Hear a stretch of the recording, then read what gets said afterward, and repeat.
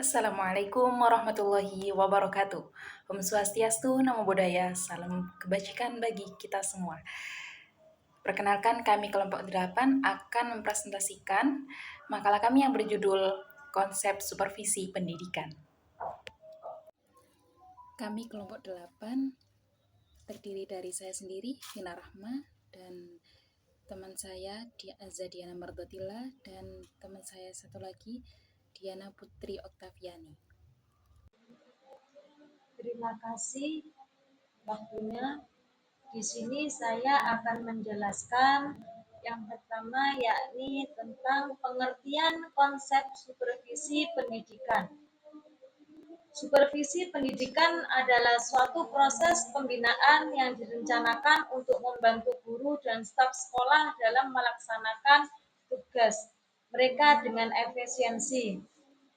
Istilah supervisi berasal dari bahasa Inggris yakni to supervise, yang berarti mengawasi dan dapat diartikan sebagai kegiatan yang bertujuan untuk memperbaiki dan meningkatkan kualitas pengajaran serta pembelajaran di sekolah. Supervisi mencakup berbagai aspek termasuk pengawasan terhadap proses pembelajaran, bimbingan dalam pelaksanaan kurikulum, dan juga dukungan terhadap pengembangan profesional guru. Pengawasan merupakan suatu strategi yang menjamin bahwa setiap langkah proses pelaksanaan dan setiap unsur hasil pendidikan yang dicapai sesuai dengan tujuan. Supervisi juga perlu menjadi strategi pengelolaan yang terdiri atas rangkaian kegiatan untuk menjamin tercapainya kualitas yang diharapkan secara optimal dalam proses perencanaan, pelaksanaan kegiatan, dan juga evaluasi. Beberapa definisi dari para ahli menjawab bahwa supervisi tidak hanya berfungsi sebagai pengawasan, akan tetapi juga sebagai dorongan dan bimbingan untuk pertumbuhan keahlian guru. Dalam pelaksanaannya, kepala sekolah berperan sebagai supervisor yang bertanggung jawab untuk memastikan bahwa semua komponen pendidikan berjalan dengan baik dan sesuai dengan tujuan yang telah ditetapkan. Dengan demikian, supervisi pendidikan diharapkan dapat meningkatkan kualitas pendidikan dan hasil belajar siswa secara keseluruhan.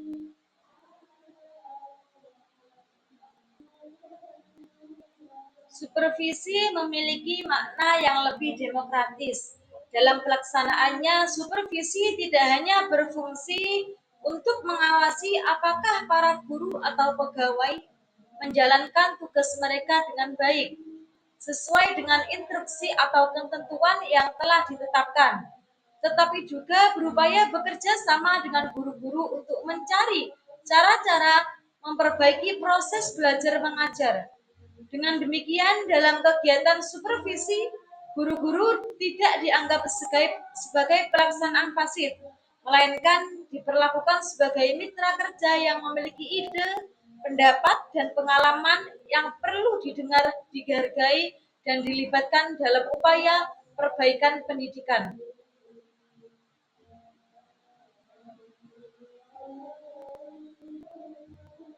Itu tadi merupakan penjelasan sedikit mengenai pengertian konsep supervisi pendidikan. Yang kedua, saya di sini akan menjelaskan tujuan dan fungsi supervisi pendidikan. Seorang supervisor yang baik harus mengetahui secara jelas apa yang menjadi tujuan pekerjaannya, karena tanpa pengetahuan apa yang menjadi tujuan pekerjaannya, sulit baginya untuk mengukur keberhasilan apa yang dilakukannya. Tujuan supervisi pendidikan ada 4, yakni yang pertama yakni meningkatkan kualitas kinerja guru dan sekolah.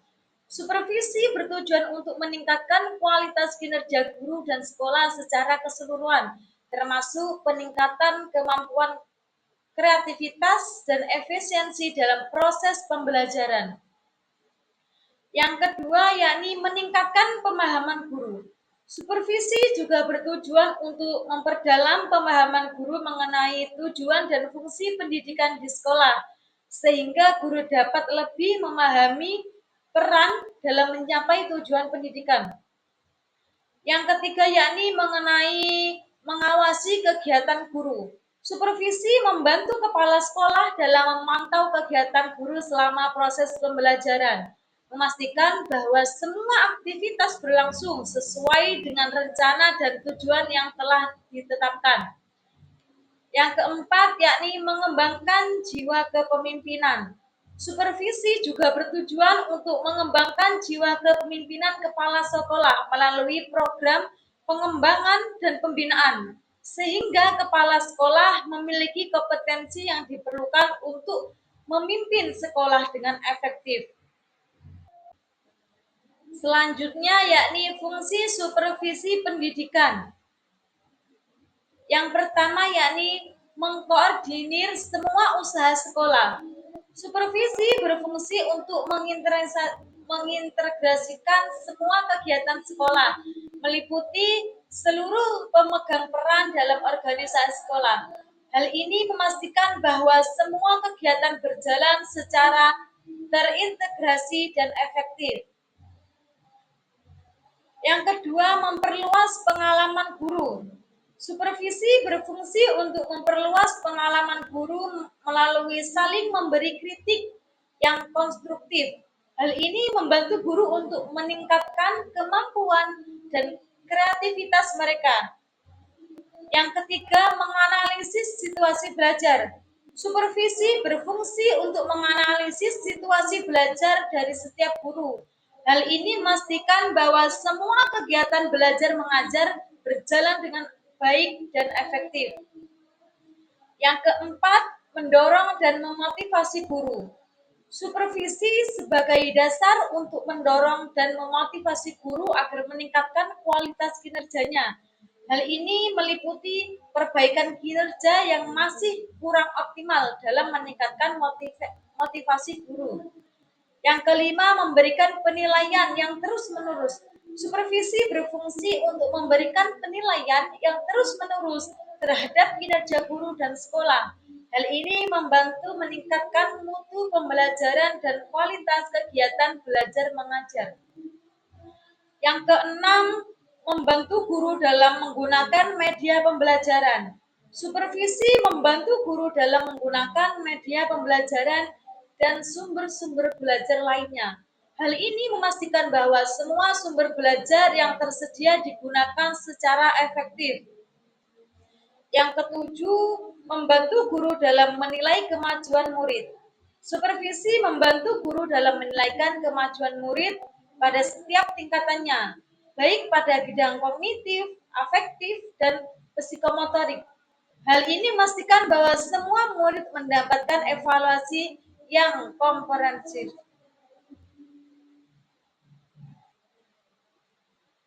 Dengan demikian, supervisi pendidikan memiliki peran penting dalam meningkatkan kualitas pendidikan dan hasil belajar siswa.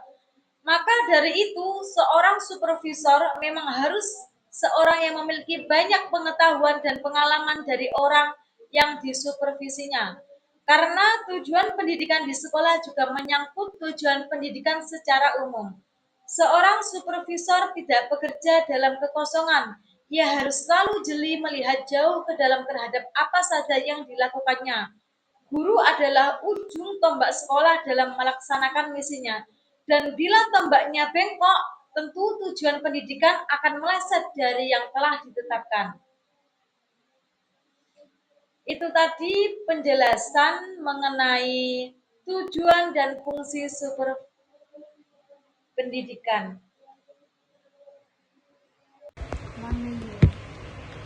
Baik, selanjutnya saya akan menjelaskan tentang prinsip-prinsip supervisi pendidikan.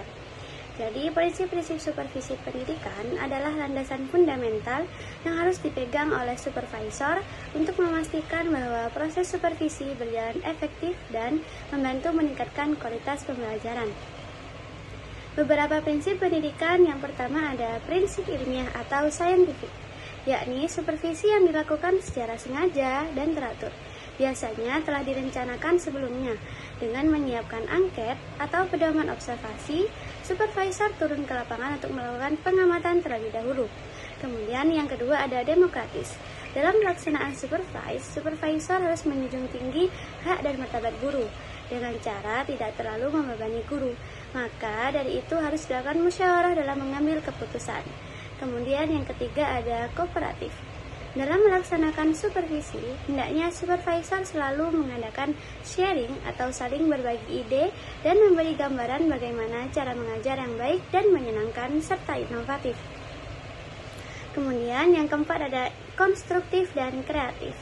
Membina inisiatif guru agar senantiasa menciptakan suasana yang nyaman sehingga potensi dari setiap peserta didik dapat diketahui dan dikembangkan. Kemudian yang kelima ada prinsip keterbukaan. Seharusnya pelaksanaan supervise dilakukan secara terang-terangan sehingga guru diberitahu dulu kapan jadwal pelaksanaan supervisor, karena supervisi itu mengarah pada seluruh unsur-unsur yang ada di sekolah, bukan hanya pada guru saja. Kemudian yang terakhir ada prinsip fundamental atau prinsip dasar. Jadi Pancasila adalah dasar negara sehingga seorang supervisor harus menggunakan Pancasila sebagai dasar dari pelaksanaan supervise. Begitu saja penjelasan dari prinsip-prinsip supervisi pendidikan. Selanjutnya, saya akan menjelaskan tentang penerapan program supervisi pendidikan pada satuan pendidikan. Penerapan program supervisi pendidikan pada satuan pendidikan merupakan strategi yang efektif untuk meningkatkan kualitas pembelajaran dan profesionalisme guru. Berikut adalah aspek penting dalam penerapan supervise di satuan pendidikan. Yang pertama ada tujuan supervisi pendidikan, yang meliputi meningkatkan mutu pembelajaran. Supervisi pendidikan bertujuan untuk meningkatkan profesional guru dalam melaksanakan tugas-tugas pengelolaan proses pembelajaran secara efektif dan efisien. Kemudian yang kedua ada mengidentifikasi kelemahan dan kekuatan. Dengan melakukan observasi dan evaluasi, supervisi pendidikan dapat mengidentifikasi kelemahan dan kekuatan dalam pelaksanaan program pembelajaran. Kemudian yang ketiga ada mengembangkan profesionalisme guru. Supervisi pendidikan membantu guru untuk selalu meningkatkan kemampuan mengajar, membuat kelas menjadi nyaman, dan pembelajaran menjadi lebih interaktif. Kemudian yang kedua ada jenis-jenis supervisi pendidikan. Yang pertama ada supervisi observasi kelas. Supervisor mengamati proses belajar mengajar dalam kelas, kemudian memberi umpan balik terhadap guru tentang teknik mengajar yang sedang diterapkan. Kemudian yang kedua ada supervisi pembelajaran berbasis kinerja. Mengukur kinerja guru berdasarkan kriteria tertentu, seperti guru menggunakan strategi pembelajaran yang efektif. Kemudian yang ketiga ada supervisi kolaboratif, yakni supervisor bekerja sama dengan guru dalam mengidentifikasi kemampuan siswa dan mengelompokkan siswa sesuai dengan kemampuannya, sehingga dapat tercipta teknik pengajaran yang efisien dan efektif. Kemudian yang terakhir ada supervisi pemecahan masalah, saling membantu dalam mengidentifikasi masalah sehingga dapat memecahkan masalah dengan merancang pembelajaran yang lebih baik. Kemudian yang terakhir adalah implementasi supervisi pendidikan. Yang pertama, penyusunan program supervisi. Program supervisi dilakukan oleh kepala sekolah yang melibatkan staf-staf secara seluruh, guru, dan juga waka. Program ini disusun pada awal tahun ajaran baru yang telah dimusyawarahkan dan disepakati oleh seluruh guru, wakil kepala, dan kepala sekolah. Program supervisi ini berfokus pada administrasi guru dan manajemen belajar mengajar. Yang kedua ada pelaksanaan supervisi. Pelaksanaan supervisi ini setiap awal tahun ajaran, awal semester, dan saat berlangsungnya proses belajar mengajar. Kemudian yang ketiga ada evaluasi program supervisi. Evaluasi supervisi ini dilakukan setiap akhir semester sehingga dapat diketahui persentase kenaikan atau penurunan setelah diadakannya program supervisi. Mungkin itu saja penjelasan dari penerapan program supervisi pendidikan pada satuan pendidikan. Selanjutnya saya serahkan kepada moderator. Baik, kesimpulan dari makalah kami adalah 1. Supervisi pendidikan adalah proses pembinaan yang direncanakan untuk membantu guru dan staf sekolah melaksanakan tugas mereka dengan efisien. Ini mencakup pengawasan, bimbingan, dan dukungan dalam pelaksanaan kurikulum dan pengembangan profesional guru. Kedua, tujuan supervisi pendidikan meliputi banyak hal, yaitu meningkatkan kualitas kinerja guru dan sekolah, memperdalam pemahaman guru tentang tujuan dan fungsi pendidikan, mengawasi kegiatan guru selama proses pembelajaran, mengembangkan jiwa kepemimpinan kepala sekolah. Supervisi pendidikan juga mempunyai beberapa fungsi, diantaranya mengkoordinir usaha sekolah, memperluas pengalaman guru, dan menganalisis situasi belajar. Ketiga, prinsip-prinsip supervisi pendidikan adalah beberapa macam, yakni prinsip ilmiah yang dilakukan secara sengaja dan teratur, demokratis yang menjunjung tinggi hak dan martabat guru, kooperatif untuk berbagi ide dan cara mengajar yang baik, konstruktif dan kreatif dalam membina inisiatif guru, keterbukaan yang dilakukan secara terang-terangan, serta prinsip fundamental berdasarkan Pancasila. Keempat, penerapan program supervisi pendidikan pada satuan pendidikan mencakup banyak hal, diantaranya yaitu satu, tujuan, yaitu meningkatkan mutu pembelajaran, mengidentifikasi kelemahan dan kekuatan, mengembangkan profesionalisme guru. Jenis supervisi, yaitu supervisi observasi kelas, supervisi pembelajaran berbasis kinerja, supervisi kolaboratif, dan supervisi pemecahan masalah. Selanjutnya adalah implementasi, yaitu penyusunan program supervisi, pelaksanaan supervisi, evaluasi program supervisi. Terima kasih.